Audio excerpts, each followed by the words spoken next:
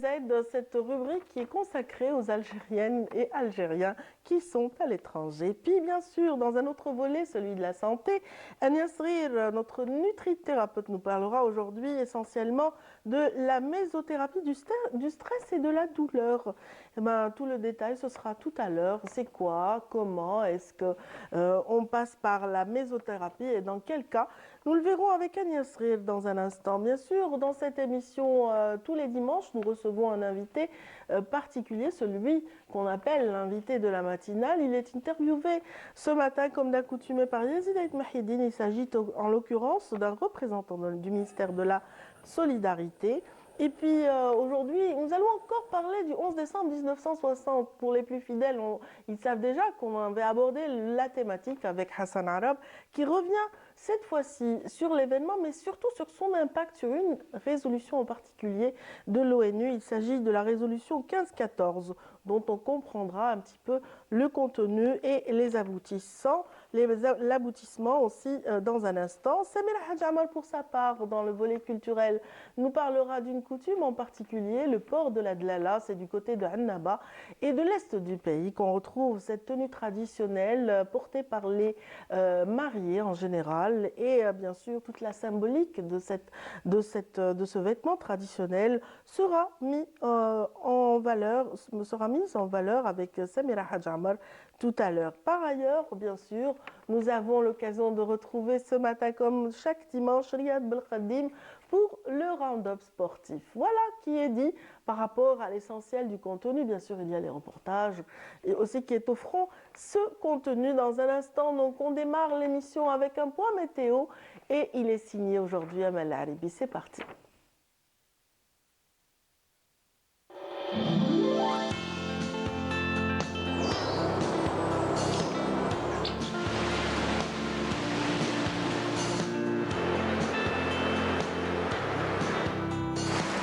موبيليس تقدم لكم الأحوال الجوية. موبيليس، معا نصنع المستقبل. Bonjour, bonjour. Bonjour Nadia. Comment vas-tu? Ça va, ça peut aller. En forme ce matin? Ouais. De bonnes nouvelles. Je ne vais pas du tout attendre. Je les veux tout de suite, les bonnes nouvelles. Allez, c'est parti. On y va. Alors bonjour à tous et bon réveil. Eh bien pour aujourd'hui, le ciel se montrera dégagé à peu nuageux sur les régions de l'ouest. Par contre, sur le centre et l'est, eh bien le ciel deviendra progressivement nuageux, qui peuvent donner quelques pluies sous forme d'averses sur les régions côtières du centre-est et des pluies localement assez marquées vers les côtes est. Vers l'intérieur et les hauts plateaux, eh bien on peut avoir possibilité, mais de quelques pluies par endroit vers les Aurès. La moitié sud, excepté des passages nuageux sur les oasis, eh bien partout ailleurs, le temps restera dégagé à partiellement voilé. À noter des monts de sable sur le Sahara central. Les températures, quant à elles, eh bien, sont plutôt agréables par endroits, mais plutôt fraîches par d'autres. Le minimum 11 degrés du côté de Djelfa, également Guelma, Constantine, Sétif, 12 à Al-Beyod, 13 degrés à Batna, Tiaret, 15 degrés à Naba, 17 à Algéoran, également Tlemcen. Au sud, 20 degrés Béchar, Gardaya, 22 à Biskra, 29 à Tamanrasset, 25 à Tindouf, 27 Insalah, 26 degrés du côté d'Adrar Timimoun et enfin 30 à 31 degrés de Ingzem vers Bodj Beti Mokhtar.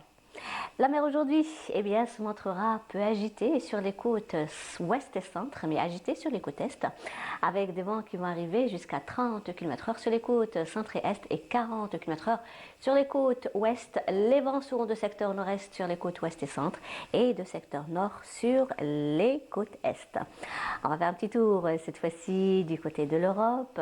Eh bien, le ciel se montrera nuageux à Berlin, également du côté de Paris et Londres, mais des nuages qui vont apporter des pluies vers Istanbul, quelques flocons de neige tourbillonnant autour de Moscou, un ciel dégagé à Rome, également Madrid. Le mercure affichera un minimum de moins 4 degrés à Moscou, moins 1 à Kiev, 6 à Berlin, 9 à Paris, 13 à Rome, 12 à Londres, 11 à Madrid, 9 à Istanbul et 14 degrés à Lisbonne. Voilà, je vous retrouve tout à l'heure, juste après le journal télévisé de midi. D'ici là, passez une très bonne journée.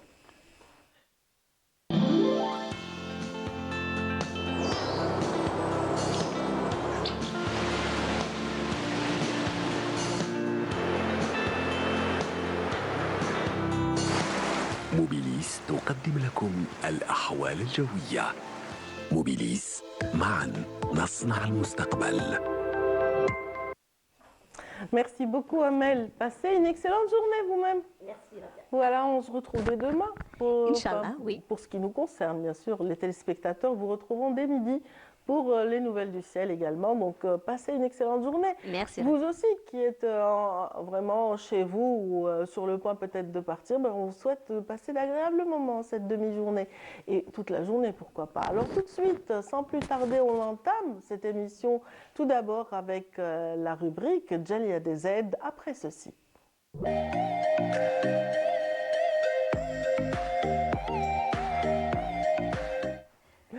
Et voilà, c'est avec Fella Bennour qu'on entame cette rubrique. Bonjour Fella. Bonjour Nadia. Ça va bien? Très bien, Vous merci. avez passé un bon week-end?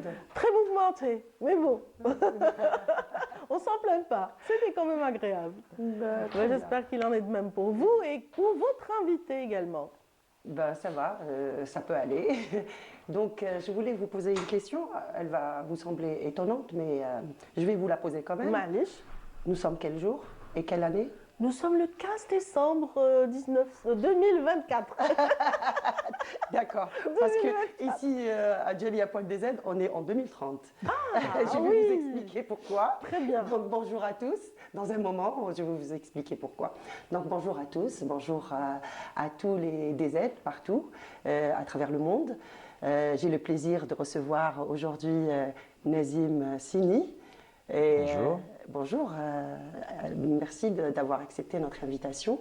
Je vous en prie, merci à vous pour votre invitation et je salue l'ensemble des téléspectateurs et des téléspectatrices de Canal Algérie qui nous regardent à travers le monde. Je vous remercie. Donc je disais 2030, Oui. Il y a une bonne raison à cela? Oui, tout à fait. Vous faites bien de l'évoquer. Alors, on ne s'est pas déplacé vers le futur parce que nous sommes toujours en 2024, mais effectivement, j'ai été l'initiateur d'une conférence qui s'appelait 2030, justement, Algéria 2030, qui consistait à débattre des grands enjeux économiques mondiaux qui vont impacter nos sociétés modernes à l'horizon de 2030. Donc, ça concerne l'intelligence artificielle, les bouleversements climatiques, ça va être aussi les grands enjeux de la mondialisation, mais aussi qui vont impacter inéluctablement l'Algérie. Ça va nous offrir des opportunités, mais ça va aussi challenger notre économie. Et donc, je me suis dit, il serait peut-être intéressant de réunir les forces vives de la nation, dont les acteurs publics, privés, les institutionnels, les chercheurs, les académiciens. Et on a parlé un peu des grands enjeux internationaux, donc autour de 4 thématiques: l'inclusion financière, la souveraineté alimentaire, l'économie de la connaissance et les échanges internationaux. Je rappelle que vous êtes professeur agrégé en économie. Tout à fait. Vous avez fait aussi finance. Oui. Vous en êtes à votre deuxième édition Tout à qui fait. s'est déroulée jeudi dernier, qui a regroupé aussi des personnalités dans le domaine de l'économie, des finances. Quelle est la particularité de cette deuxième édition? Alors, cette deuxième édition, elle est un peu singulière. Pourquoi? Parce que ça a offert une véritable plateforme d'échange et de débat avec l'ensemble des acteurs que nous avons voulu réunir.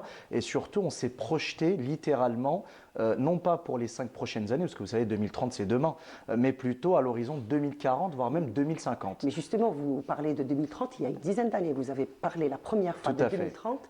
En 2015, je crois. En 2015, tout à fait. On voit qu'aujourd'hui, les choses s'accélèrent. Exactement. Les 3 dernières années, on va dire, les choses s'accélèrent. Il y a du nouveau, les portes sont ouvertes. Exactement. Il y a une volonté politique Tout à surtout. fait. Donc voilà, on peut dire qu'il y a une nouvelle ère. Ah oui, complètement. Et puis, vous savez, l'Algérie d'aujourd'hui ne ressemble aucunement à l'Algérie d'hier, dans le sens où vous avez des réformes très importantes qui ont été entamées ces 4 dernières années. Il y a aussi un cadre réglementaire qui a été assoupli. Il y a des agrégats économiques qui sont très solides, qui montrent que l'Algérie est sur la voie de l'émergence. Et puis surtout, l'ensemble des réformes qui sont menées actuellement vont porter leurs fruits dans quelques mois, voire quelques années. Et puis surtout, l'Algérie est en train de s'inscrire dans cette chaîne de valeur mondiale en devenant un leader régional, un leader continental, et on l'espère rentrer dans le top 20 mondial des économies les plus puissantes au monde dans un horizon de 5 à 10 ans. Et cela, on l'avait vu lors de la conférence africaine des startups. Et le nombre de jeunes, qu'ils soient ici ou de l'autre côté, qui ont présenté des choses extraordinaires. Tout à fait. Non, Donc mais le potentiel est vraiment là. Exactement. Et surtout, l'engouement qu'il y a eu autour de cette African Startup Conference conférence qui a réuni peut-être une trentaine de pays africains. En fait, Alger a été un peu le centre continental de l'innovation durant quelques jours de cette conférence. Absolument. Et on a vu justement les startups, les jeunes porteurs de projets, ceux qui travaillent sur des projets de nouvelles technologies, de l'IoT, l'Internet des objets, ceux qui sont en train de fabriquer ou de produire les technologies de demain, les applications de demain. Et surtout, ça vous montre qu'il y a de l'espoir dans ce continent africain et à sa tête l'Algérie. Ce qui était remarquable justement durant cette conférence, c'est le nombre d'Algériens qui sont venus de partout. Je dirais, c'était incroyable, c'était vraiment exceptionnel dans tous les domaines. Ils étaient là, je crois 70% des participants faisaient partie de la diaspora. Exactement. Vous-même, vous êtes aussi, vous faites partie de la diaspora, vous êtes, je disais, professeur agrégé en économie, vous avez fait aussi un master en finance, vous avez eu un parcours dans les secteurs bancaires, la bourse aussi. Vous êtes de l'autre côté, à Marseille plus exactement. Pas très loin. Pas très loin, pas très loin. Le même climat en Ouais, plus. tout à fait. Donc vous êtes parti très tôt, mais vous êtes revenu aussi pour apporter un petit peu une pierre à l'édifice. Tout à fait. En fait, je ne suis jamais réellement parti, si vous voulez, parce que j'ai toujours maintenu le lien. Pour expliquer rapidement mon parcours aux téléspectateurs, moi j'ai grandi à Alger, j'ai fait mon école primaire, l'école Razali, qui n'est pas très loin ici à Al-Mouradia. Après, j'ai fait le collège et le lycée au lycée Cheikh Bouhamama, qui est aussi à quelques encablures du plateau. Et puis à 18 ans, lors d'un concours de circonstances, un pur hasard, je me suis retrouvé à faire mes études supérieures à Aix-en-Provence, précisément, à 20 km de Marseille. J'ai fait mes études supérieures, j'ai commencé à travailler, j'ai démarré une vie professionnelle. Et puis après, j'ai monté mon cabinet de conseil. Je me suis orienté vers l'enseignement parce que c'était une de mes vocations et de mes passions. Mais j'ai toujours maintenu ce lien très fort avec l'Algérie parce que ce pays m'a tout donné. C'est lui qui m'a inculqué mon éducation, mes valeurs. Je vais vous raconter une anecdote que je raconte à chaque fois. Je leur dis, l'Algérie, c'est le seul pays où tout le monde est notre famille. Les gens dans la rue, le commerçant. Et je me souviens d'une chose, c'est que étant adolescent, je vous parle ça des débuts des années 2000, j'étais avec des copains ici au Golfe d'ailleurs, et je devais rentrer chez moi. Il n'y avait plus de transport, et ben je suis rentré en faisant du stop. Et je me suis dit, mais dans quel pays au monde on peut vous ramener chez vous au début des années 2000, en l'absence d'internet, de téléphone mobile, etc., en stop. Et c'est là où j'ai compris la générosité de ce peuple. Et ce geste-là m'a profondément marqué tout au long de mon parcours. Et je n'ai jamais quitté l'Algérie. Au contraire, je viens pratiquement une fois par semaine, voire une fois tous les quinzaines, pour des conférences, puisque j'interviens aussi ici dans des écoles supérieures. Tout à fait. Oui. J'accompagne des jeunes porteurs de projets et je me dis, c'est la moindre chose que je peux apporter à ce pays qui m'a tout donné. Donc, je me sens redevable vis-à-vis de l'Algérie. Après, ça peut paraître étrange pour certaines personnes, mais c'est mon sentiment profond. Et aujourd'hui, je vois les transformations de notre pays, c'est tout simplement incroyable. Nous sommes sur une voie qui est pour moi la bonne voie. Et en contraire, je pense que l'ensemble de notre communauté nationale établie à l'étranger a aussi sa part de responsabilité et doit contribuer à cet effort de construction et d'édification de l'Algérie. Ils sont de plus en plus nombreux d'ailleurs. Et vous avez très tôt d'ailleurs organisé le salon de l'économie. Exactement. Il y a une dizaine d'années. Donc vous avez commencé déjà à vous projeter. Tout à fait. Pour lancer des projets ici. Exactement. Vous avez lancé aussi N'Investi, c'est ça? N'Investi, c'est ça. En fait, ça, N'Investi, c'était une idée alors qui était somme toute banale, mais qui pour moi avait du sens parce que c'était une volonté de créer une passerelle entre notre diaspora et les porteurs de projets locaux. Pourquoi? Parce que je me suis aperçu… C'est un mode d'emploi. Exactement. C'est-à-dire que nous avons beaucoup de porteurs de projets ici qui parfois ont des difficultés d'accès à des financements bancaires, malgré l'appui des pouvoirs publics, ça c'est très important de le rappeler. Mais de l'autre côté, nous avions une communauté nationale qui est établie en Europe, au Canada, aux États-Unis, etc., mais qui souhaite investir financièrement de l'argent dans des projets. Et je me suis dit, quel est l'élément qui pourrait justement rassembler ces deux communautés-là qui ont des points communs, qui ont un point de vue convergent. Et j'avais créé cette plateforme, en plus c'était en plein Covid, donc à un moment où les Algériens de l'étranger ne pouvaient plus se déplacer en Algérie à cause de la fermeture des frontières. Et je me suis dit, je vais créer une plateforme digitale où ils vont pouvoir accéder à des projets et accompagner ces jeunes pour concrétiser la création de leur entreprise. Elle est en suspens en ce moment, cette application. À l'époque, voilà, quand je l'avais créée, il n'y avait pas de cadre réglementaire, mais aujourd'hui le cadre réglementaire existe et donc on va la relancer incessamment. Vous allez la relancer. Tout à fait.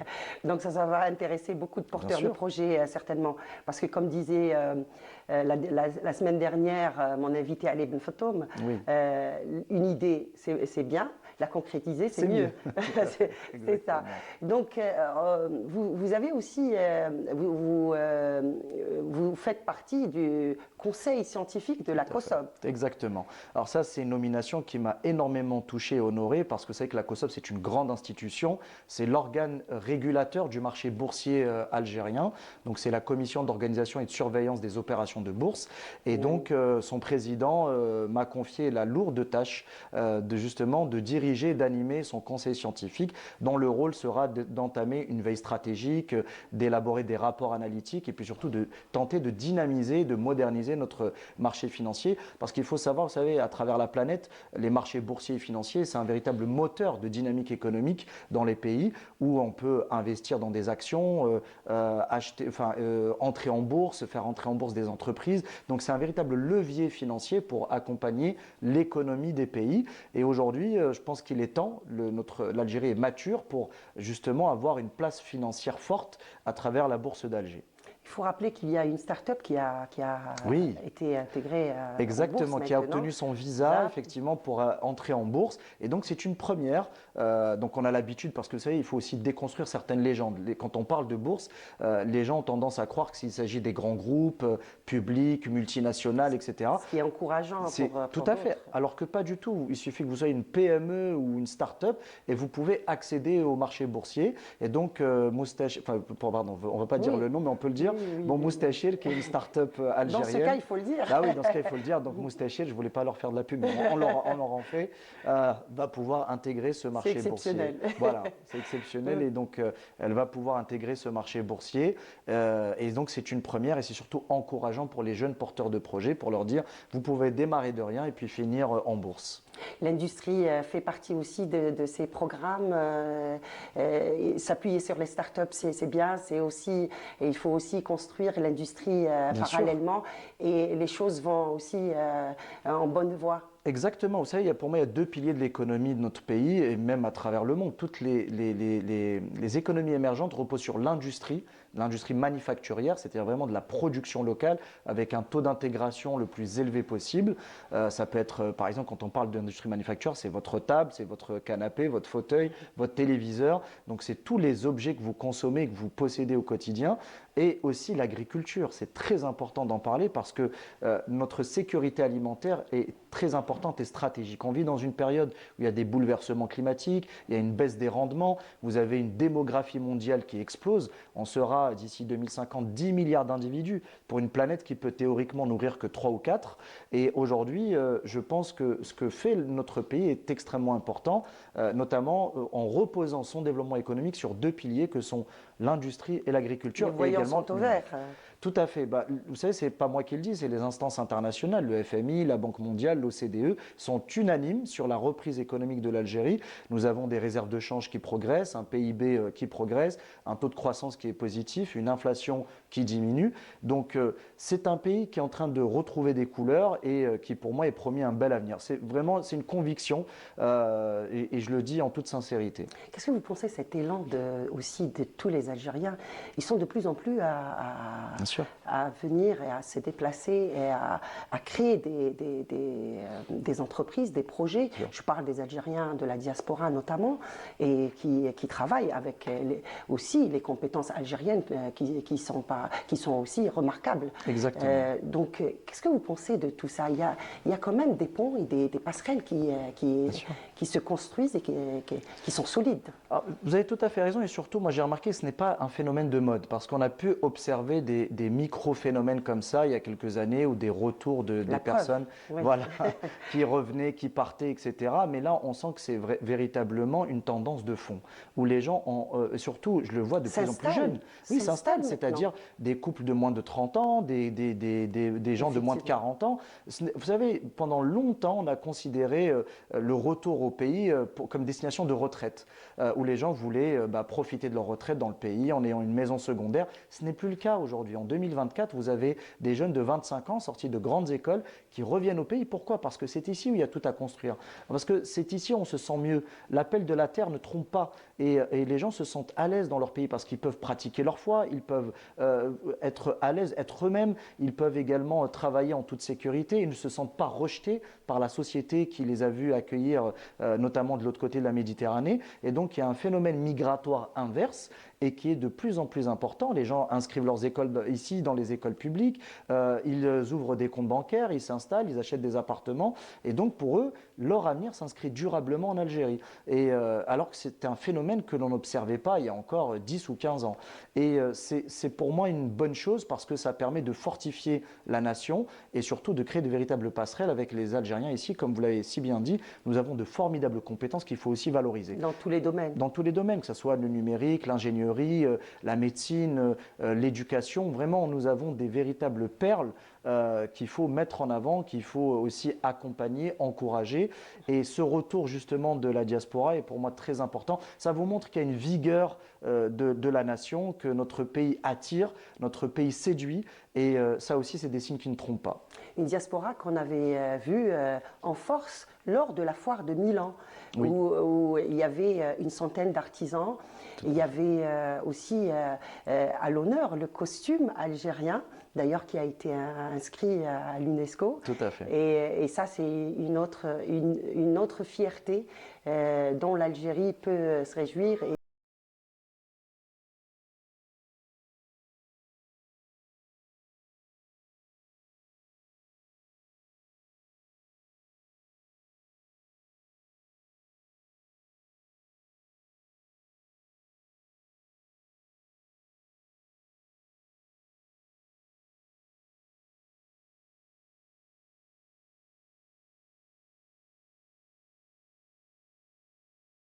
Défilé de mode organisé par l'association Timgad, par Antonietta Cotemini, une Algérienne, algéro-italienne, moitié algérienne, mais plus algérienne parce qu'elle parle beaunois mieux que les Beaunois eux-mêmes.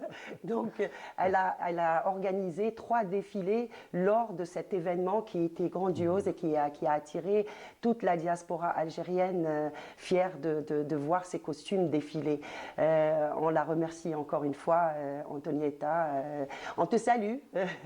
Donc, il y a aussi des programmes, des activités de plus en plus aussi de l'autre côté de la rive, notamment au Centre culturel algérien. Tout à fait. Et la semaine prochaine, le 19, le théâtre du Kelem va présenter une pièce théâtrale qui s'appelle Ali et Jamila, à l'occasion du 70e anniversaire du déclenchement de la révolution algérienne. Et donc là aussi, cette ouverture pour les Algériens de l'autre côté, pour aussi proposer des programmes culturels, pour mettre aussi en avant toute cette culture et ce patrimoine extraordinaire. On va écouter tout de suite Farid Zarzour, c'est lui qui est à la tête du théâtre du Kelem. On va écouter tout de suite. Farid Zarzour, metteur en scène associé au théâtre du Kelem. Le théâtre du Kelem, c'est une compagnie de théâtre installée à Colombes, dans les Hauts-de-Seine. On a l'habitude de créer des spectacles aux sensibilités humaines qui se basent sur l'actualité, les grandes mutations de notre temps. C'est vraiment le cœur de nos spectacles.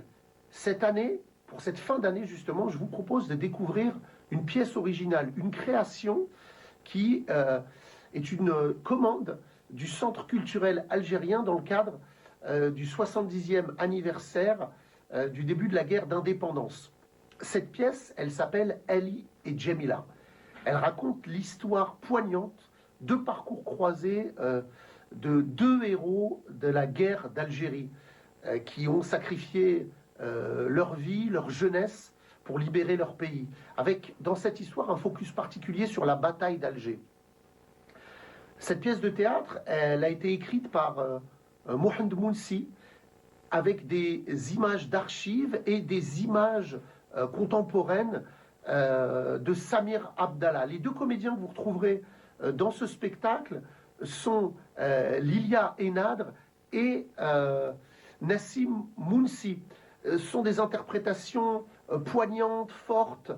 Je vous invite vraiment à venir découvrir ce spectacle au Centre culturel algérien. Il se jouera le 19 décembre à 20h30. L'adresse du Centre culturel algérien, c'est le 171 rue de la Croix-Nivert, dans le 15e arrondissement de Paris. C'est un placement libre. Venez découvrir cette histoire, c'est extrêmement important. C'est une histoire forte et poignante à faire découvrir au plus grand nombre. Je fais un salut fraternel à toute l'Algérie. À bientôt. Vous voyez, des Algériens fiers de leur histoire, qui font des choses aussi de l'autre côté, même s'ils ne sont pas ici. Il y a beaucoup de choses et beaucoup d'activités qui sont lancées par des Algériens pour justement faire connaître à d'autres ce que c'est que l'Algérie. Bien sûr, non, vous avez totalement raison. Et puis je disais en aparté, c'est que vous savez, notre pays, c'est pas simplement l'économie, c'est aussi un patrimoine culturel, c'est des richesses aussi qui se transmettent de génération en génération. Et on voit à travers là le témoignage, c'est que les Algériens sont fiers de leur culture, sont fiers de ce qu'on leur a inculqué, et surtout ils revendiquent cette algérianité, cette richesse culturelle qu'ils ont héritée de leurs grands-parents, de leurs parents, et qu'ils transmettent à leur tour et qui veulent la faire connaître, parce que ça aussi, c'est important de rappeler que la vitrine de notre pays, c'est aussi notre richesse culturelle. Ça peut être culinaire, nos tenues traditionnelles, ça peut être aussi notre patrimoine musical, littéraire, etc. Et là aussi, moi je pense que c'est très important de mettre en valeur tout ce patrimoine immatériel que possède l'Algérie, et c'est une très bonne chose.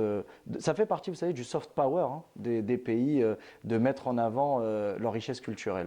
Il y a des Algériens qui prennent ça à bras le corps et s'investissent vraiment, et investissent tout leur bien parfois pour c'est une mission pour eux. Exactement. Donc on salue Farid Zerzor, on salue Antonietta aussi pour tout le travail qu'elle a fait pendant la foire de Milan. Et voilà, donc on arrive au bout de cet entretien. Je vous remercie encore une fois. Merci à vous. Nazim, c'était un vrai plaisir de vous recevoir. Vous aimez le cinéma et le foot? Oui, on l'a pas mentionné. Ah, je suis un passionné de sport. Vous sortez le drapeau aussi, viva l'Algérie. Oui, quand c'est nécessaire, oui, mais en tout cas, oui, passionné de sport globalement, le foot particulièrement, le cinéma et aussi l'astronomie. Alors, j'ai toujours eu la tête dans les étoiles et c'est une de mes passions. Donc là aussi, j'essaye, moi, avec des jeunes étudiants ou des jeunes du pays, leur montrer un peu, leur expliquer un peu quels sont ces objets célestes que nous avons autour de nous. Ça tombe bien parce que sur la planète Mars, on a trois zones, trois sites là-bas. Donc, vous pouvez y aller. C'est chez nous aussi là-bas. Donc, la semaine prochaine, je recevrai Adib Benaziz, auteur de Au-dessus d'Alger seulement les étoiles. Donc, il va venir de Londres. Super. Je montre son livre. Il va venir de Londres. Il est auteur, mais pas que. Il est aussi spécialiste dans les technologies et l'aéronautique. Donc, on le recevra la semaine prochaine. Merci beaucoup. Je lirai son livre. Ah, il est intéressant. Donc, je vous dis encore une fois merci. Je vous en prie. Et à très bientôt. À très bientôt. Merci. Merci infiniment, Fella. Merci également à votre invité, M. Senni. Voilà, c'était très agréable de suivre un petit peu votre parcours. J'imagine que ça a dû aussi plaire aux téléspectateurs de cette matinée. Tout à l'heure, vous évoquiez Annaba et ses coutumes, n'est-ce pas, Fella? Eh bien, dans un instant, il en sera question, puisque nous parlons de la dlel, ce costume traditionnel porté par la mariée dans cette région d'Algérie. Et puis, ce sera avec Samira Hadj Amar juste après ceci. J'ai hâte.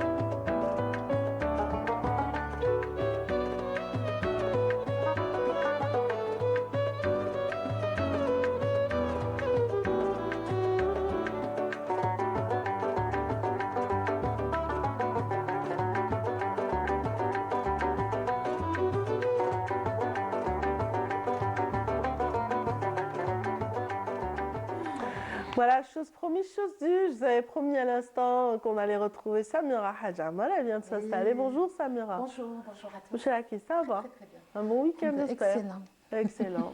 En tout cas, ça vous permet de lire, ça vous permet aussi de vous documenter, Samira, et de nous faire découvrir des pans de notre patrimoine. Oui, oui, effectivement. Comme D'accord. Dlela, Oui, par exemple, à ne Dlela. pas confondre avec avec un le quartier qui- de voilà. Dlela, qui est en rapport. Où il y a de la brocante. En où masse. il y a de Voilà. la brocante, où on peut trouver même de l'or. Hein. On peut tout trouver dans ce tout. quartier, C'est le effectivement. bric-à-brac magique.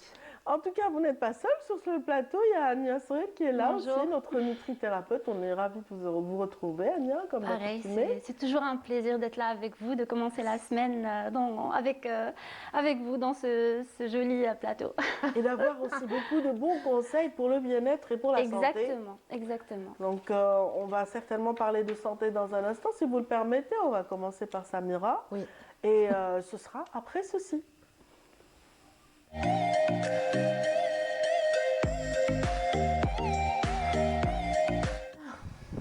Alors, رحتي للعنابة وما ما شفتيش جبتيش المايو؟ Non, رحتي للعنابة ما شفتيش. Les Benoît vont se fâcher. Ils ont horreur horreur de cette phrase. légendaire qui a traversé tous les temps. Absolument. Tout comme la Dlela, Oui. Dlela Hannabiya, ou oui. Dlela de Bonna, ou Dlela de Hannaba, qui est en fait une.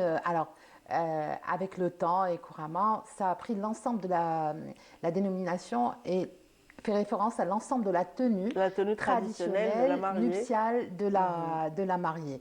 Mais en réalité, Dlela, dont on ne connaît pas vraiment l'origine du mot, hein, pas encore en tout cas, fait référence à la tiare, à la tiare de la mariée, ce qu'elle porte le jour de la grande fête, on va dire, hein, parce que la fête peut durer plusieurs jours, mais le jour où elle porte une tenue, la robe blanche. C'est comme à Tlemcen, il y a ce petit Shidda. shidda, Oui. ce petit cône comme ça au-dessus de la tête. Exactement.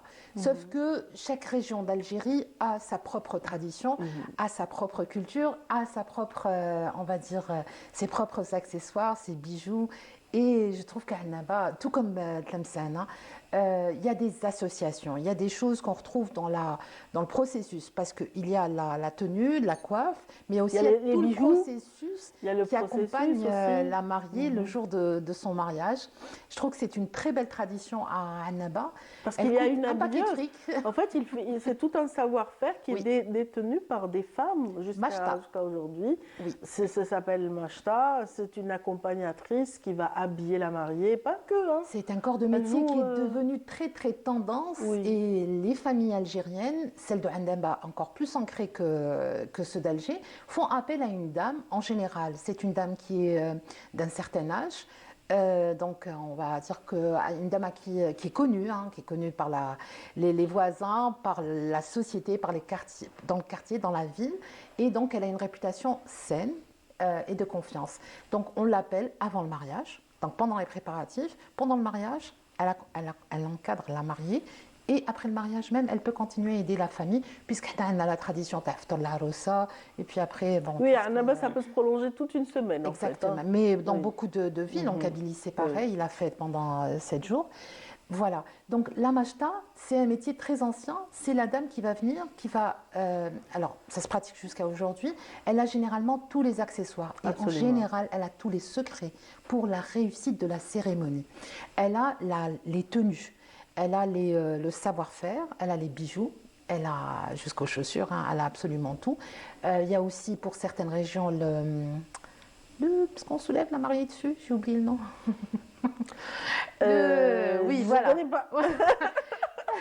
Elle me pose une Là, colle de oui, bon j'ai matin, oublié, voilà. franchement, Samira. Donc pour soulever la mariée. Et donc à Annaba, la machta accompagne la mariée pour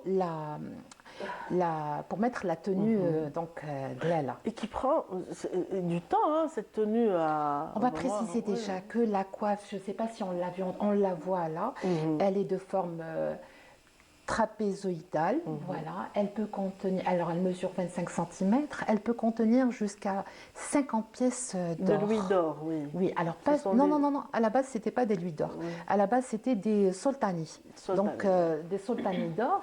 On peut, dans des cas, retrouver des pièces d'or hafsid ou encore ce qu'on appelle, et on utilise ça jusqu'à aujourd'hui, hein, doublones. Oui. Les doublones espagnols. Ils sont Oui. très, très rares. On peut trouver des sequins vénitiens. Et récemment, donc pendant la colonisation, elles se sont adaptées, les femmes. Hein. Elles ont utilisé le Napoléon, donc le louis d'or.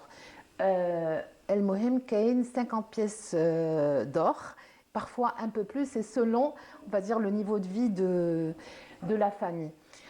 Il y a, alors, il y a l'universitaire Farouk Khalfaoui qui a fait un travail sur ça. Il s'est référé à beaucoup de références, notamment celle de Casterno, Benjamin Casterno, qui lui a raconté dès le début du 19e siècle, donc lors d'un voyage à Bonn, à Naba, comment il a été invité dans un mariage à Sidi Mbarek, donc c'était dans une tribu de Harakta, pardon, et il a raconté comment la mariée en fait s'est présentée exceptionnellement. On l'avait laissé lui en tant que étranger assister de loin à ce mariage et il a vu la mariée. Donc on a cette description et c'est M. Khalfaoui qui le dit de la mariée. Donc c'était Femmes et mœurs d'Algérie. Voilà l'intitulé du livre dont il a puisé sa source. Voilà. Donc ce qu'on peut dire, c'est que il y a un caftan qui est bien sûr porté par la mariée. Ce caftan est fait à partir de fetla, donc la broderie, c'est du fil d'or bien sûr. Il y a aussi une cérémonie de henné. Donc tout a un Et sens. toujours les étoffes sont très nobles aussi. Il n'y a Très pas que très noble. très noble, Très pardon. noble les C'est étoffes. en général du oui. velours de Gênes, génois, voilà. Oui, Mais en et réalité- parfois on utilise aussi comme d'autres tenues un peu plus légères faites dans le harar aussi. Ça peut se faire aussi. oui, et la couleur qui, on va dire, le plus usitée en Annaba, c'est la violette. Donc ils aiment cette couleur, c'est leur couleur, on va dire. C'est ce qui représente la tenue nuptiale des Bonnoises ou des femmes qui se marient parce qu'on n'est pas forcément Bonnoises, des femmes qui se marient à Annaba. Voilà. Donc il y a, je voulais le dire, une tradition qui fait que il y a des tatouages qui sont faits. Ils sont faits à partir tous ces tatouages ont un sens, une symbolique. Il y a un palmier qui est dessiné. Donc, d'abord, il y a des traits qui sont dessinés au niveau des yeux. Ensuite, un palmier au niveau à la jonction des deux sourcils. Tout ça, c'est pour la protection. Il y a des croix qui sont dessinées au niveau du menton. C'est la protection masculine. Il y a donc les joues sont colorées à partir de poudre de fleurs de coquelicot au niveau des joues. C'est le fard à joues en fait. Voilà. Si la mariée accepte. Avant c'était comme ça, mais aujourd'hui on accepte le maquillage moderne. Ce qui ressemble, elles utilisent. Ania n'est pas rassurée. Mais non. Là, ouais, il y a des gens qui le font jusqu'à aujourd'hui. Ils aiment ça. J'imagine que ça parle de la tradition en elle-même, comment elle a dû commencer, mais j'imagine que ça a dû évoluer tout en gardant un petit peu disons l'essence de. Disons que même si elles mettent le tatouage, la tenue, elle y est jusqu'à aujourd'hui. Même si elles mettent le tatouage, il n'est plus comme avant, je veux dire, éternel. Elles mettent des choses qui s'effacent. Voilà. Elles mettent bien sûr le henna sur les mains et sur les pieds et sur, on va dire le dos du pied. Il paraît dans tout ça, on nous dit, Monsieur Khalfaoui nous dit que c'est une tradition qui existait du temps des Puniques et qu'on le retrouve sur certaines figurines puniques que l'on peut voir dans des musées. Alors c'est une tradition aussi qu'on partage avec nos voisins les Tunisiens puisque Annaba n'est pas très loin. Elle est à un peu plus de 500 km d'Alger et pas très loin de la Tunisie. Donc cette tradition d'abord se déroule à Sougaras, à Guelma, par extension à Tébessa, bien sûr en Tunisie, à Sfars particulièrement. On peut retrouver, pas exactement la même chose, mais à peu près la même tradition. Les rituels qui ressemblent. Oui, la coiffe aussi. Voilà, donc il y a tout un cérémonial. La mariée, quand elle termine donc, de s'habiller et tout, et ben, on l'accompagne vers son monde, ses invités, et il y a des louanges qui sont chantées, où ils sont dits par les fkirettes. Les fkirettes, voilà. Donc ça aussi, c'est quelque chose qui existe à Constantine, dans toute la région de l'Est. Et donc c'est en général des louanges à Dieu pour la protection et le bien-être et le bonheur de la mariée tout au long. C'est un orchestre féminin, donc exclusivement féminin. Voilà, on bat là. Non, enfin, il y a la fête, dimanche le couscous. Et souvent, on associe à ce cérémonial aussi la cérémonie du henné. Donc, elle se fait en même temps que les convives sont là, que les invités sont installés, qu'il y a en tout cas cette atmosphère de danse et de fête. Oui. Voilà. Exactement, c'est comme ça, mais juste pour rappeler qu'il n'y a pas que cette coiffe. Hein. Il y a des tresses, il y a des choses. Alors, il y a énormément d'ajouts. Alors justement, merci de me l'avoir rappelé. Avant, mais je ne crois pas que ça se passe de la même manière, la tradition exigeait que la mariée ses cheveux étaient coiffés de 2 tresses en fait. Bon, maintenant je pense qu'à Medero, le chignon, enfin, elle s'attache les cheveux plutôt en arrière, mais la réalité faisait que on voyait les cheveux de la mariée, et il y avait sreb, et il y avait énormément de bijoux aussi. On lui faisait porter le khalkhal en or, mais aussi des bijoux dont on trouve l'origine du côté de Betna, enfin berbère, pour dire qu'il y avait un mélange de bijoux. Voilà, c'est une tradition très ancienne, hein, au-delà du début du 19e siècle, comme cité par Casterno. Voilà. Le temps de raconter peut-être d'autres détails, Samira. En régie, on nous propose une chanson de Lies Qsenteni. Donc, on va vraiment dans l'Est algérien avec cette chanson, Sultana en l'occurrence. Je suis presque sûre.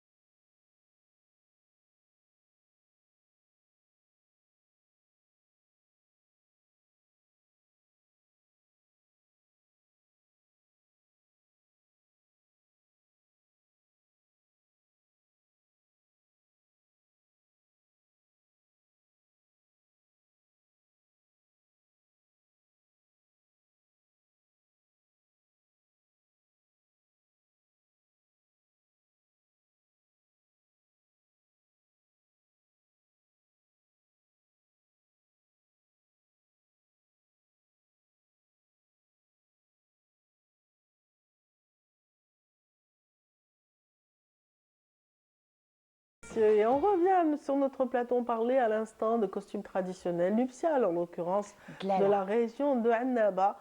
Dlala, oui, voilà. Dlala qui est la tiare, mais par extension est devenue la tenue traditionnelle, l'ensemble de la tenue traditionnelle, même le processus, j'ai envie de dire, la tradition du maquillage, du port de la mariée, de toute la démarche qui accompagne jusqu'à la fête. En tout cas, dans le centre de recherche en anthropologie, en histoire et en archéologie, voilà, le CNRPH en l'occurrence, je sais qu'il y a des dossiers qui sont en cours d'élaboration par rapport à la tenue nuptiale algérienne, celle de l'Est en l'occurrence. Mais on peut déjà dire que ce qui a été inscrit récemment à l'UNESCO... c'est la tenue nuptiale tlemcenienne. Il y a les accessoires, ne serait-ce que srab, il y a le khlakhl, il y a la cérémonie du henné qui a été inscrite, mais nous la partageons avec 15 autres pays. Parce que bien sûr, tous les Maghrébins. Voilà. Et il il y a donc les bijoux et aussi le procédé. La mashta est mentionnée dans le processus qui accompagne donc exactement. Ça, c'est déjà inscrit. Après, les régions sont citées aussi dans cette inscription et Annaba fait partie justement de la liste. Exactement. Donc, juste pour rappeler qu'en dessous du caftan, donc de couleur violette, il y a une gandoura. Eux, ils appellent ça la gandoura, mais djebba, en fait, djebba ou gandoura. Et que allez, on va la prononcer à la bonnoise, el gandoura. El gandoura. Donc, et en général, elle est blanche. Oui. Voilà, elle est blanche, elle est brodée aussi donc le fetla. Et on lui accroche au niveau des manches le qmama. Je ne sais pas si je prononce le kmama ou le kmam au pluriel, je pense.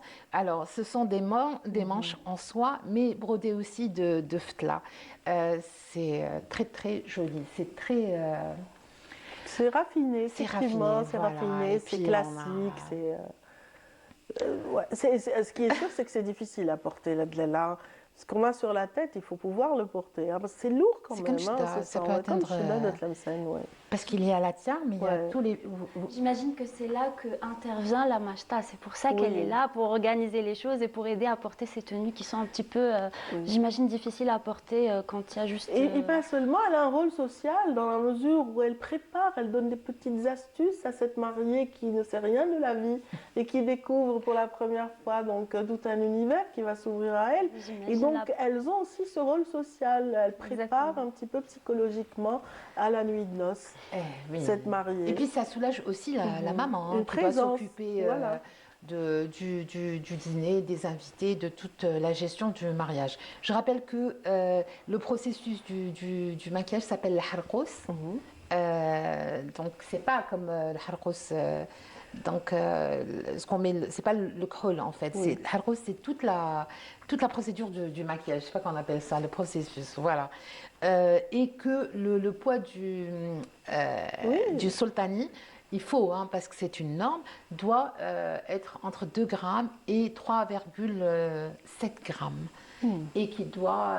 Alors, multiplié par 50, vous allez deviner le poids. Et moi, je sais que j'ai une parente qui est passée par là un jour et qui était impatiente de terminer sa cérémonie du henné. Donc, elle est sortie de là en pleurant. Parce que tellement c'est lourd et c'est difficile à porter. Oui, parce qu'il y a les boucles d'oreilles, il y a énormément d'accessoires. Il y a Sreb et il y a aussi le collier avec les perles de culture.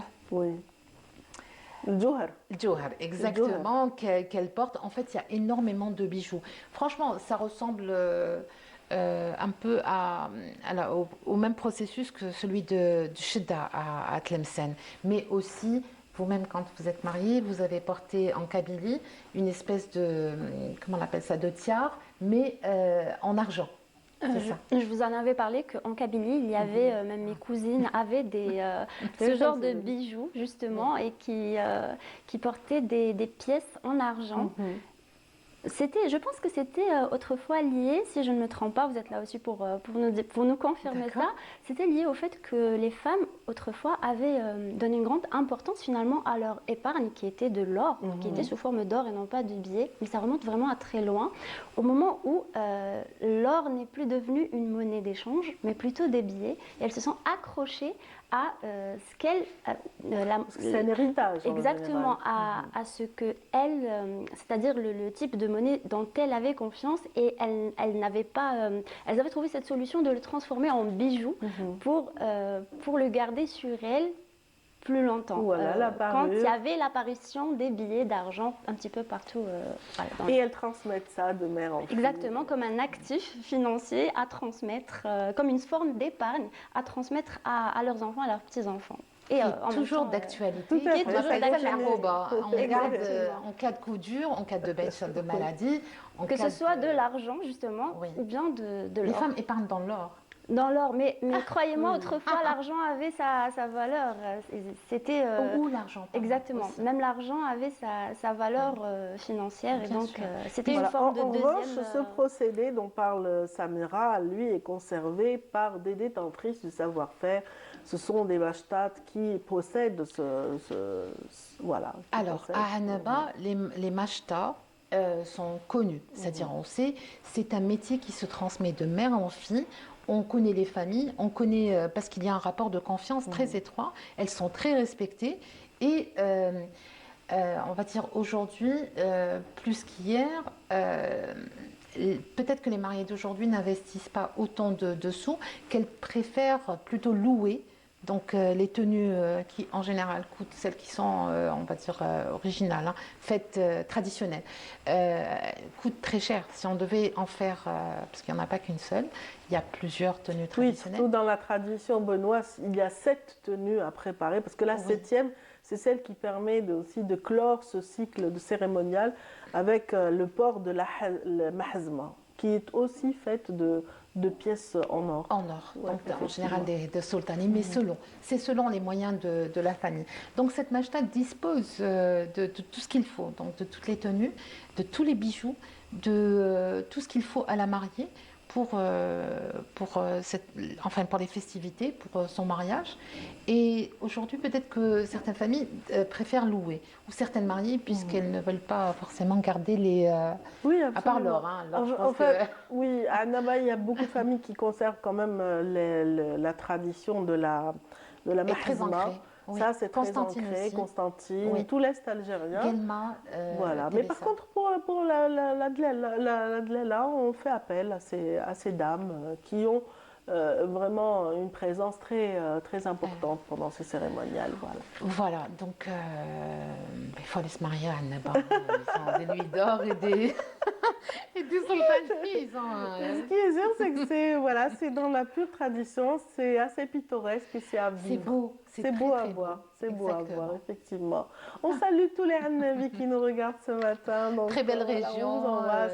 Comme disait Feu Hamdi Bennani, Annaba, comment il disait Benna Wartaba.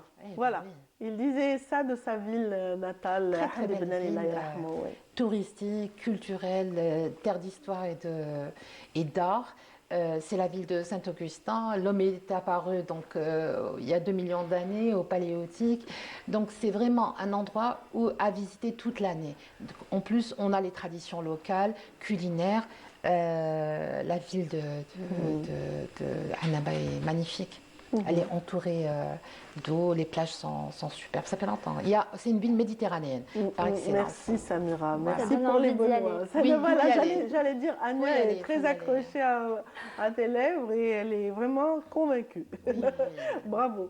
En tout cas, vous serez peut-être nombreux cet été à découvrir la coquette Annaba. En tout cas, avant de quitter ce plateau, on va parler un petit peu de santé. Mais cette fois-ci, avec Anya qui est avec nous aujourd'hui, mais c'est après ceci.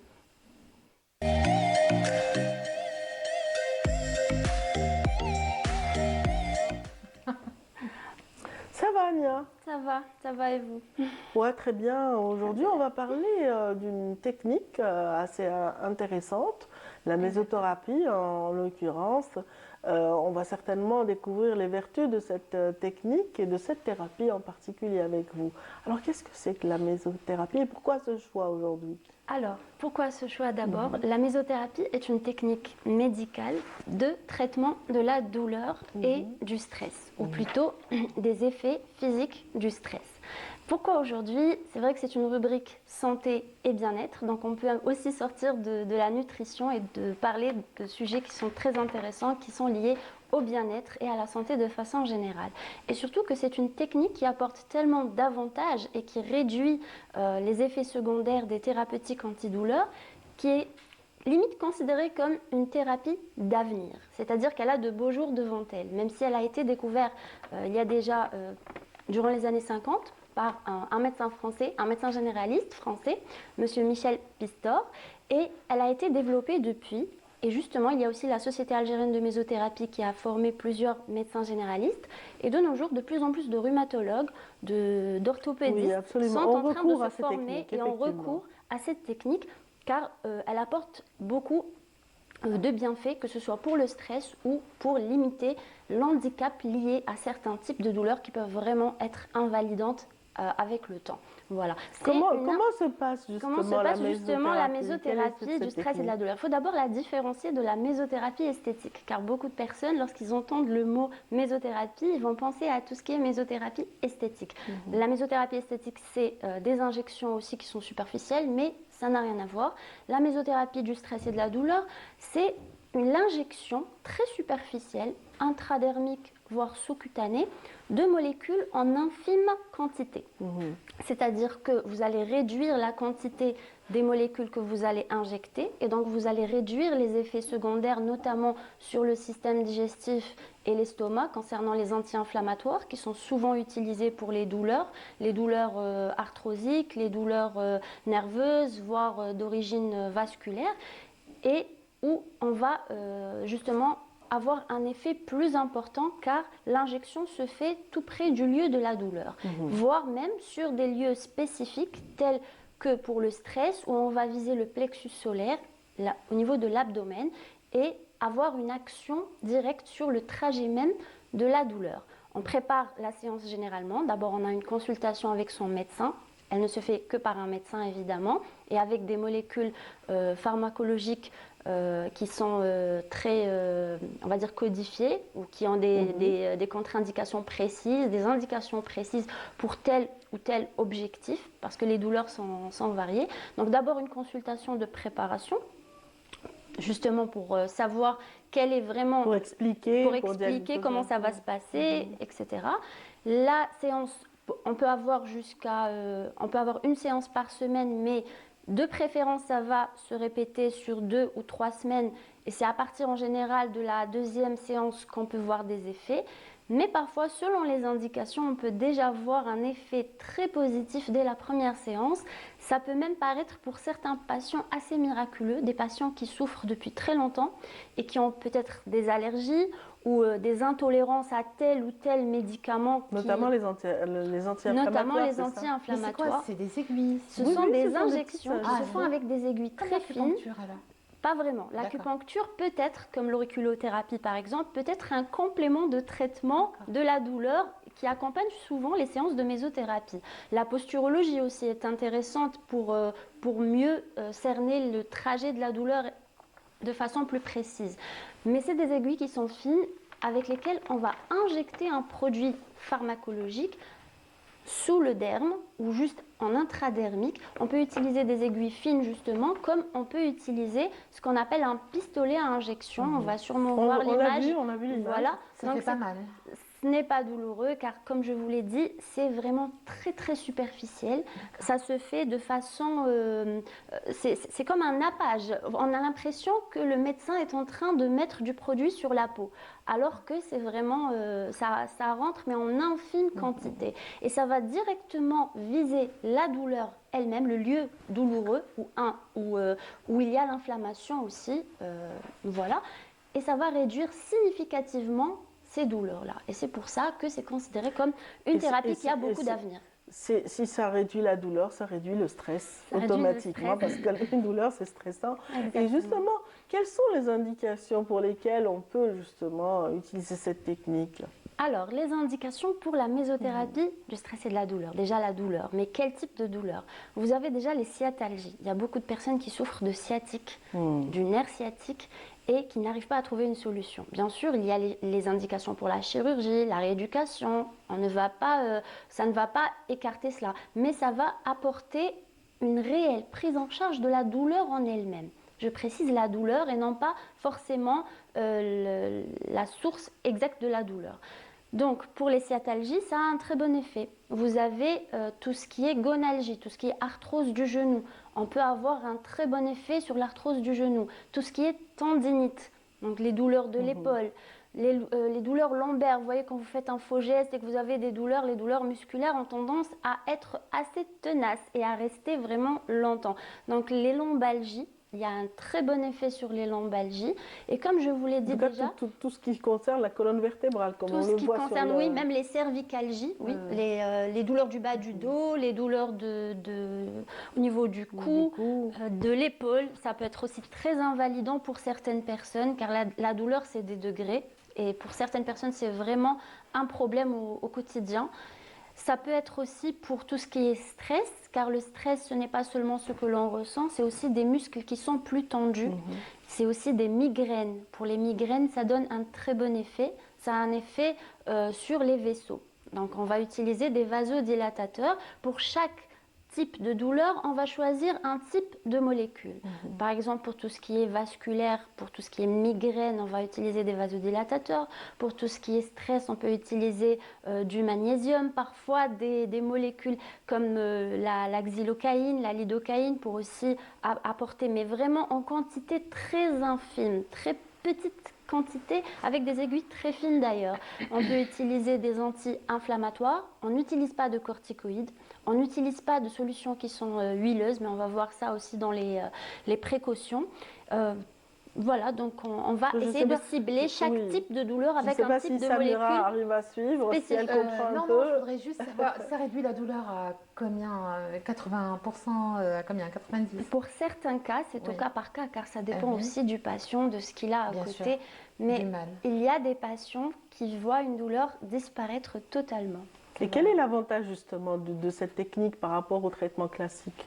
L'avantage justement, c'est de diminuer tout ce qui est risque d'ulcère gastrique à cause des anti-inflammatoires au long cours, d'avoir un effet qui est plus rapide que les comprimés ou les injections qu'on a l'habitude de prendre, et c'est beaucoup plus efficace. C'est-à-dire que ce n'est pas seulement un traitement qui est moins mauvais, c'est aussi un traitement qui est plus efficace contre la douleur.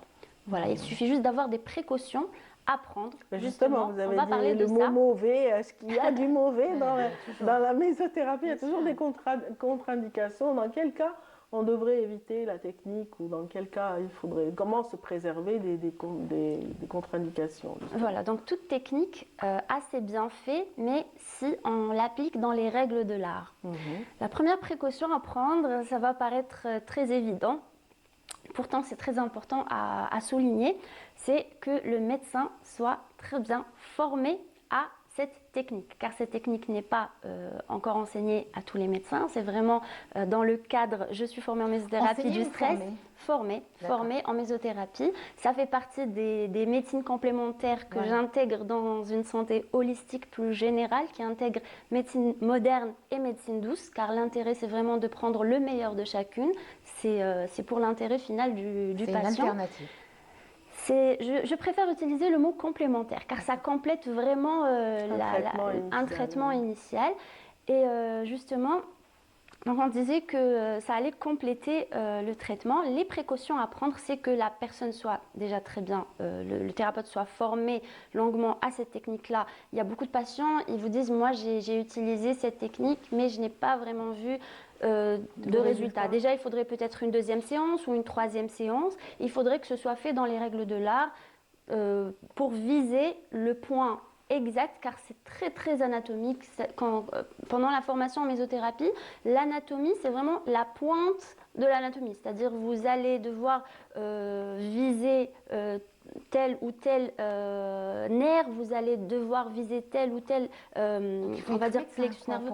Oui, mais c'est une technique médicale et on ne peut être que médecin. Ce n'est pas la mésothérapie, encore une fois. Non, c'est les médecins généralistes et ou spécialistes en tout ce qui peut avoir un lien avec la douleur, comme les orthopédistes, les rhumatologues. Les rhumatologues ont tendance à l'utiliser. Aussi, voilà. Donc il faut être médecin, ça c'est évident. C'est une technique qui est médicale et comme je vous l'ai dit, ça demande beaucoup de connaissances en anatomie notamment. Voilà, la deuxième précaution, on va continuer, c'est forcément, vu que c'est médical, donc ça va forcément y avoir un environnement qui est stérile et propre, car c'est quand même des injections qui vont se faire. Il ne faut pas avoir d'infection cutanée, c'est très important. Si vous avez déjà une infection cutanée, il va y avoir des complications, on va injecter, comme je vous l'ai dit, comme une forme de nappage. On utilise ce terme de façon populaire, c'est une forme de nappage, c'est-à-dire qu'on va injecter très superficiellement des produits qui peuvent avoir un effet secondaire, être très prudent sur les effets indésirables, dans le sens où si vous avez une allergie à tel médicament par voie orale, vous aurez aussi une allergie peut-être cutanée si vous l'utilisez en seringue. Donc évitez demander au patient s'il a telle ou telle allergie à tel ou tel médicament. Ne pas mélanger plus de 2 ou 3 produits car il y a souvent des cocktails antidouleurs, des cocktails anti-stress en fonction de ce que l'on va viser, de tel type d'arthrite, de tel type d'arthrose, ce qui n'est pas la même chose, d'une tendinite ou d'une sciatique, ce n'est pas les mêmes molécules que l'on va utiliser. Comme je vous l'ai dit, on peut aussi dans le stress apporter des vitamines. Ce n'est pas que le magnésium, c'est aussi des vitamines qui sont utilisées pour réduire le stress et pour réduire les douleurs qui sont liées au stress. Les enfants, les femmes enceintes? Les femmes enceintes, ça peut être indiqué, mais de préférence on évite. Pour certains cas, oui, car c'est de toutes petites quantités de produits, donc ça va réduire les effets secondaires. Mais on reste quand même prudent. Pour les enfants, non, on évite. Les adolescents, c'est possible, mais pas les enfants de bas âge. Voilà qui est bien dit, Amia Sarir. Je rappelle que vous êtes notre nutrithérapeute et que vous parlez de santé et de bien-être chaque dimanche. On retrouvera probablement pour une thématique tout aussi intéressante dimanche prochain. Également, Samira pour demain. Tingad. Voilà. Tingad demain. La cité antique, les trésors d'Algérie. Super, merci infiniment. Et tout de suite, sans plus tarder, on va retrouver dans un instant l'invité de la matinale qui sera interviewé par Yazid Mahidine après cette belle chanson, Riwaya en l'occurrence.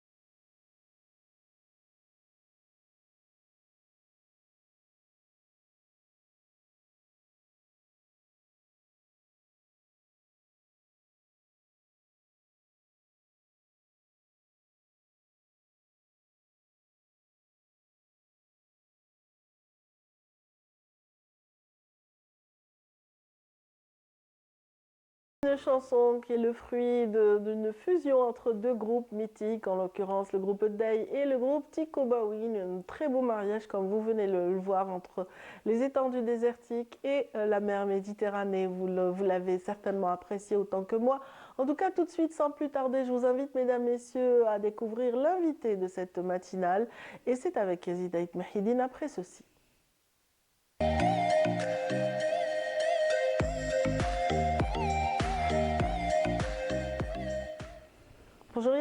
Bonjour Radia, oui, on a été embarqué dans un enchantement et puis aujourd'hui nous allons parler avec notre invité de la matinale, Monsieur Reda Bayou, donc directeur du SAMU social. Reda, bonjour. Bonjour.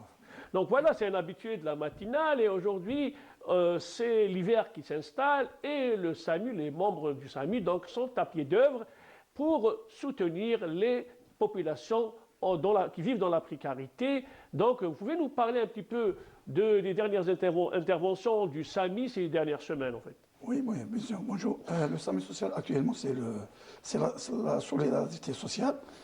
On intervient surtout aux institutions de M. Louali d'Alger, surtout cette période hivernale, dans les rues. Alors, on est sur terrain, sur les 14 circonscriptions administratives.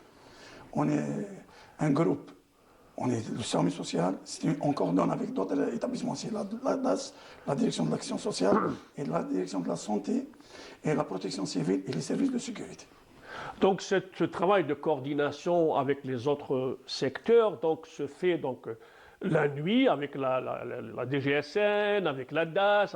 Comment ça se passe? Comment vous approchez en fait les sans-abri?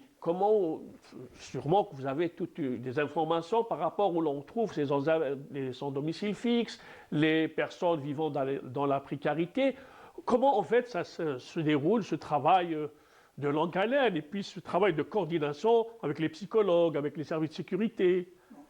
On intervient, on a un programme adressé par M. Louali d'Alger, on a des sorties quotidiennement, 3 sorties par jour, sur les 3 CA, par exemple CA de Sidi Mohamed, CA de Bablouad et CA de Sindé, parce qu'on trouve beaucoup d'SDF là-bas.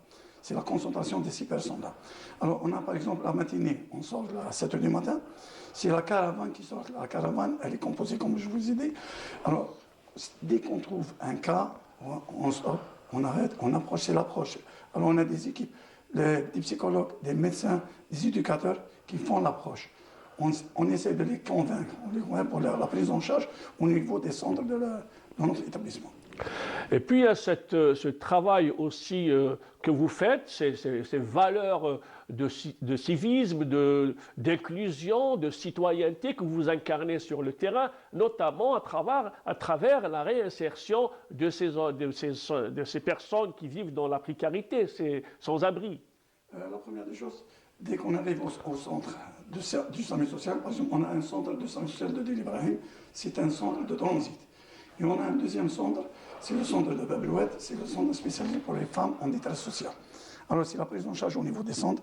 C'est d'abord, elles prennent leur douche, c'est la restauration. Et le lendemain, c'est le rôle des psychologues et des médecins. Alors, d'abord, on essaie de voir exactement le problème. Après, c'est la réinsertion familiale ou institutionnelle. Par exemple, familiale, on essaie d'intervenir d'autres DAS, avec d'autres DAS, d'autres wilayas, leur famille. Sinon, par exemple, on a des personnes plus de 65 ans.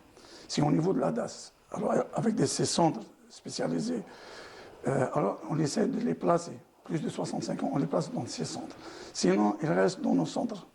Il y a aussi les enfants, les mineurs aussi. Comment ça se passe pour réinsérer également les mineurs, puisqu'il y a un travail de réinsertion auprès des familles dans les autres établissements de DAS, et puis il y a aussi les enfants. Oui, la DAS a des centres, a des pouponnières. On les place dans des pouponnières. Avec l'aide du juge des mineurs, on les place dans des pouponnières.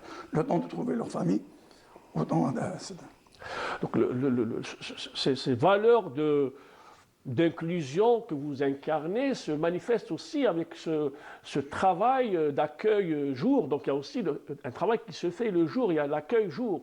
Oui, on a du jour. Par exemple, la journée, on a les personnes sans abri, les femmes en détresse, les mères, les vieux, les malades mentaux. On les prend en charge. Alors, le rôle du jour, c'est le rôle des psychologues, la commission. Il y a une commission installée au niveau. C'est cette commission, c'est son rôle de voir exactement le problème et la solution pour les aider, les réinsérer dans leur milieu familial ou les milieux institutionnels. Il y a également le travail fabuleux des associations, du mouvement associatif. Donc il y a aussi une intense coordination avec les associations. Oui, en appliquant les instructions de M. Louali, on a ouvert toutes les portes aux associations. Alors, on coordonne avec les associations, surtout avec, par exemple, il y a des avis de recherche. Non, des fois, on trouve des gens qui n'ont pas ni l'identité, ni une pièce d'identité. Alors, c'est la coordination avec ces associations. Avec les associations, avec les services de la DGSN, Oui, avec la DAS, et c'est pratiquement... et pendant l'hiver, il y a aussi ce qu'on appelle la soupe populaire. Vous approchez aussi les sans-abri, qui certains vivent des situations de malnutrition, et c'est un geste vraiment très, très noble de s'approcher des populations. Oui, alors, durant cette période, on les approche la nuit, surtout la nuit, parce qu'on trouve le froid. On essaie de convaincre toute la population qui se trouve dans la rue de les prendre en charge. Mais on trouve des gens qui refusent totalement la prise en charge. Ils sont habitués de ce... Alors, c'est la soupe ou les couvertures. On les donne des couvertures et la soupe chaude. On les distribue, malgré, normalement, c'est au niveau de nos centres. Mais pour ne pas les laisser dehors, on les donne une soupe chaude et des couvertures. Ces hommes et ces femmes qui se retrouvent du jour au lendemain au bas de l'échelle, je pense que vous avez également réussi à réinsérer des gens, à retrouver une vie normale, des gens qui vivaient dans la précarité. Oui, par exemple, l'année 2024, on a pu réinsérer 426 femmes. Le milieu familial ou même le milieu institutionnel. Par exemple, il y a des femmes qui n'ont aucun niveau. On les a placées dans nos centres et on a pu, des stages, on lui fait des stages de formation pour qu'ils apprennent la vie. Oui. Et puis il y a également ce phénomène aussi des migrants qu'on retrouve aussi dans la rue. Et je pense aussi ils bénéficient en fait de ce regard et de cette proximité et de tout cet élan de solidarité. Oui, bien sûr. Suite au dernier conseil exécutif de M. Louali, présidé par M. Louali, les instructions, on approche à tous les gens, à toute personne qui ont difficulté, qui se trouvent dans la rue. Alors, on ne fait pas le tri dans la rue. C'est la prise en charge totale. On les prend tous. Monsieur Reda Bayou, directeur du SAMI social, aujourd'hui c'est le service de solidarité sociale. Oui, merci d'avoir accepté notre invitation. Merci. À la prochaine. Merci. Merci infiniment Yazid. Sans plus tarder, nous allons vous proposer cette pause musicale avant la fin de l'émission.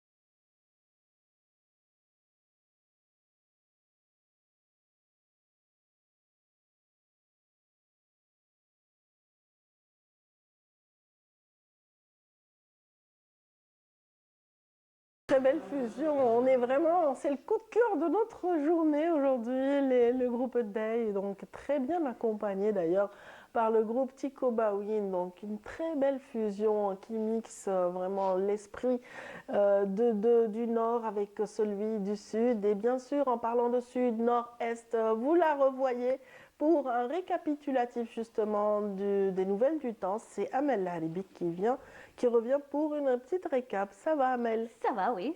Depuis tout à l'heure, ça va. Ça va, ben, ça n'a pas... Vous avez eu le temps de prendre un petit café? Je ne suis pas café, moi. Ah, je suis ouais, plus thé que un café. petit peu de thé? Ouais, j'ai pas pris, non. Pas non encore. plus? Non. Vous papotiez avec les collègues. Hein? Exactement. Mais c'est vrai qu'on a une très belle ambiance à Bonjour d'Algérie, oui. Une très belle équipe Dynamique. qui nous accompagne en régie.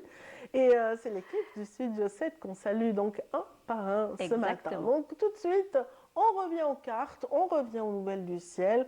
On commence certainement par... la prévision. Ouais, la prévision. Il y a le jingle? Non, il n'y a pas de jingle. Donc voilà, on a les icônes. Donc, un petit récapitulatif du temps pour aujourd'hui. Donc, Météo Algérie prévoit un ciel dégagé, un peu nuageux sur les régions de l'ouest. Par contre, sur le centre et l'est, eh bien, le ciel deviendra de plus en plus nuageux durant la journée.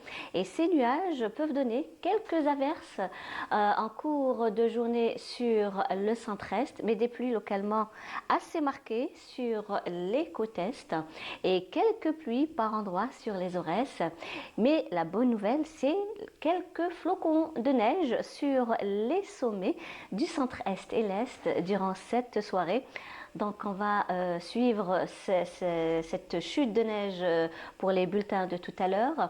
Et la moitié sud, eh bien, excepté quelques passages nuageux, mais des nuages de type bas sur les régions des oasis, eh bien, partout ailleurs, le temps restera dégagé à partiellement voilé sur le sud-ouest, la Saoura, le Nord-Sahara, l'extrême sud, le Sahara central, le Egart Tassili, également le Sahara oriental et à noter des soulèvements de sable vers le Sahara central. On voyait tout à l'heure le clip avec le groupe Tico Bawin qui est originaire de Janet, justement. Exact. Janet est à visiter absolument cette période, bien sûr, de tourisme saharien, vraiment qui est en vogue. Il y a déjà, la saison a commencé, vous pouvez profiter de ces perles du désert. Et en ce moment, il n'y a pas de sable, donc c'est l'idéal pour le moment. C'est vraiment, on a un très beau, vous pouvez bronzer en plein sable. Oui, les vous randonnées. Vous pouvez faire du ski, de la randonnée. Bah oui. Vous pouvez faire de la glissade. Avec un guide, attention, parce qu'on risque de se perdre. Bien sûr, non, c'est très important. C'est immense, mais c'est un plaisir aussi de partager un moment, de siroter du thé avec son guide. À Tico Bawin, au Tihrir et j'en passe, des lieux magiques et magnifiques. Alors on revient aux cartes, désolé. Il n'y a pas de souci. Une petite incursion, désolé. Il n'y a pas de souci. Comme ça, on va parler des températures l'après-midi. On va commencer par le nord. Météo Algérie prévoit un minimum de 11 degrés du côté de Djelfa, également Guelma, Constantine, Sétif, 13 degrés à Batna, 12 degrés à Al-Bayad, 15 à Annabas, Kikda, Taraf, également Tizi Ouzou, 13 degrés du côté de Tiaret, 17 à Alger, Oran, également Tlemcen. Vers la moitié sud, eh bien, des températures assez agréables, 20 degrés à Béchar, Gardaïa, 22 du côté de Biskra, 25 Tindouf, Ilizi, 23 degrés à Janet, 29 à Tamanrasset, 26 à Adrar et 27 degrés Insalah Timimoun. Mais le maximum vers l'extrême sud, plus exactement Ingezem et Borj Beji Mourta, entre 30 et 31 degrés. La mer, eh bien, une mer plutôt peu agitée cet après-midi sur les côtes ouest et centre, mais agitée sur les côtes est, avec des vents qui vont arriver jusqu'à 30 km/h sur les côtes centre et est et 40 km/h sur les côtes ouest. Par contre, les vents seront de secteur nord-est sur les côtes ouest et centre, mais nord sur les côtes est. Maintenant, on va faire un petit voyage vers un continent, plus exactement le continent européen. Eh bien oui, nous aurons de la neige mêlée à de la pluie vers Mexico, un temps plutôt maussade, nuageux vers Kiev, Berlin, également Vienne, Londres et Paris, des passages nuageux à Lisbonne, mais des nuages chargés de pluie à Istanbul. Par contre, le soleil brillera de tous ses feux à Rome, également Madrid. Le mercure, quant à lui, affichera un minimum de moins 4 degrés à Moscou, moins 1 à Kiev, 6 degrés à Berlin, 9 à Paris, 4 à Vienne, 12 à Londres, 9 à Istanbul, 11 degrés à Madrid, 13 du côté de Rome, en passant par les 14 degrés, bien sûr, vers Lisbonne. Voilà. Merci on a fait infiniment, un petit Amel, tour, pour ce petit récapitulatif du temps qu'il fera en cette journée. En tout cas, vivement la neige pour toutes ces personnes qui attendent. On est à durant cette soirée. On est à J-7 des vacances. Les grandes vacances, c'est synonyme aussi de neige et de fraîcheur. Exactement. J'adore cette chanson. En tout cas, on vous embrasse, on vous souhaite une excellente fin de journée, mesdames, messieurs, et à très vite.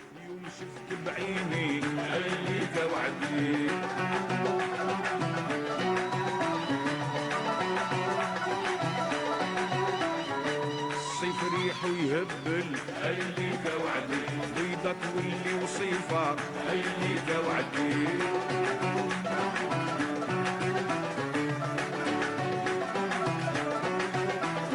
وانا اللي كنت نحسب هيليك وعدي عمرك ما تجفيني